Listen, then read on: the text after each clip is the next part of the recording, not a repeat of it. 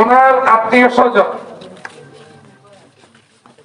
ওনার পিতৃকুলে মাতৃকুলে বা ওনার ছেলে বা মেয়ে আত্মীয় স্বজনে যারা আছে সকলের কাছে আমরা পারিবারিকভাবে বলবো আপনারা আল্লাহর হস্তে ওনাকে মাফ করে দেন। তাহের ভাই সম্বন্ধে যেটা আমরা বলতে চাইছিলাম, আমি এখন এই মুহূর্তে ওনার জন্য মামা অর্থাৎ ওনার বয়সে আপনি থাকলে একটু সামনে আছেন, তারপরেও আপনি আপনি ওনার এক মেয়ে জামাই হিসেবে হয়তো অনেক সময় অনেক আড্ডা করছেও, এই সেবা আপনি ওনাকে মাফ করবেন, আমরা সন্তুষ্ট বলা যাই হোক, জামাইয়ের পক্ষ থেকে বলছেন ইনশাআল্লাহ অবশ্যই উনি মাফ করে দিচ্ছেন। আর ওনার শ্বশুরালয়ের পক্ষ থেকে আমরা বলবো যারা ওনার কাছে পাওনা আছেন, ওনার ছেলে ইনশাআল্লাহ প্রবাসে আছেন, জামাই বর্তমানে আছেন, আর আমার বাসর ভাইও আছেন, আমরা আপনাদের কাছে অনুরোধ করব যে পাওনা থাকে, যেই পরিমাণ টাকা পাওনা থাকে ওনাদেরকে বলবেন, অবশ্যই ওনারা পরিশোধ করবেন। আর যদি উনি কোনো টাকা পয়সা আপনাদের কারো কাছে পাওনা থাকে আপনারা দয়া করে ওই টাকা পরিশোধ করবেন, কারণ আমরা একে অপরের টাকা পরিশোধ করা সকলের দায়িত্ব। তাহের ভাই প্রায় কিছুদিন বাড়ির বাইরে যেতে মায়ের চোখে একটু কম দেখতেন, আসলে সবসময় আমাদের সাথে চলাফেরা আমরা দেখছি, আসছিল কৃষিকাজ করছেন, খেত কামার করছেন,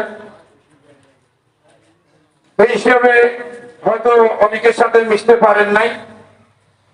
বেশিরভাগই শরীফপুরের মানুষের সাথে পাশাপাশি যে চাঁদপুর বা পূর্বতন দেবুর এদিকে আপনার নোয়াপাড়া যেটা নতুন বাড়ি, আমরা সবার কাছে আবারও বলতেছি আল্লাহর হস্তে আপনারা সবাই ওনাকে মাফ করে দিন।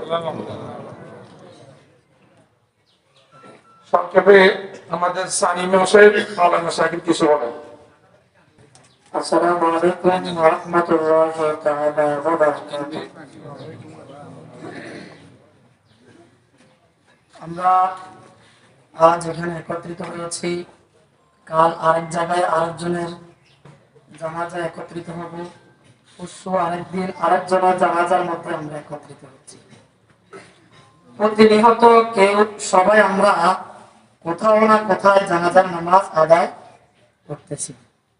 তার মানে প্রতিনিয়ত যেভাবে মানুষ পৃথিবী থেকে চলে যাচ্ছে, আল্লাহ শুরুতে আপনাকে পাঠানোর আগে আপনার হায়াতকে, আপনার মওতকে সৃষ্টি করে দুনিয়াতে পাঠানো। বেশি কিছু বলবো না, তার সর্বোপরি একটাই কথা হলো মৃত্যু অনিবার্য, মৃত্যু অনিবার্য। আপনি দুনিয়াতে যা কিছু করেন এর পুঙ্খানু হিসাব আপনার কাছ থেকে আল্লাহ নেবেন। আপনার আচরণ মানুষের সাথে কেমন করেছে, আপনার ব্যবহার মানুষের সাথে কেমন করেছে। আমরা চলার পথে নিজের মনকে যদি আমরা প্রতিদিন স্মরণ করি,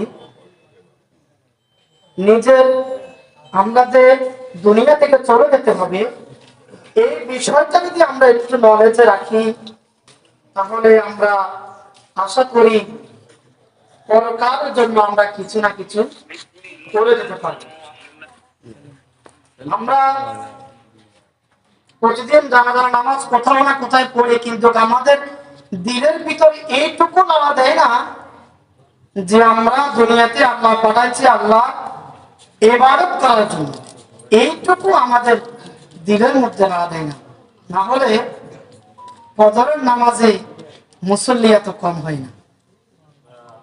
আজকে এখানে যারা আসছেন তার 100% মধ্যে 70% এই সমাজেরই, আর 30% হয়তো বা অন্য সমাজের আত্মীয় স্বজন হতে পারে।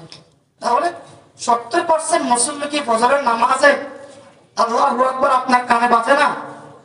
আপনাকে ঘুমটা একটু বাড়া দেয় না? আপনার কি এখনো ইচ্ছা হয় না যে আমি ফজরের নামাজটা আদায় করি? আমরা সবাই দুনিয়া দুনিয়া, আমি আপনি বলেন সবাই এই দুনিয়াটা নিয়ে আমরা প্রচুর ব্যস্ততার মধ্যে আমরা দিন কাটাচ্ছি। যাক, তো আমরা সেটাই বলবো, আমরা দুনিয়া থেকে যেতে হবে, আমাদের কিছু আমলের প্রয়োজন আছে। প্রথমে আপনাকে আকীদা ঠিক করতে হবে, আকীদার পরপরই আপনাকে আমল ঠিক করতে হবে। আপনি আকীদা সহিভাবে পরিশুদ্ধভাবে আকীদা ঠিক করে আপনাকে আমল করতেই হবে। যাক, এ বলে কথা সংক্ষিপ্ত শেষ করলাম।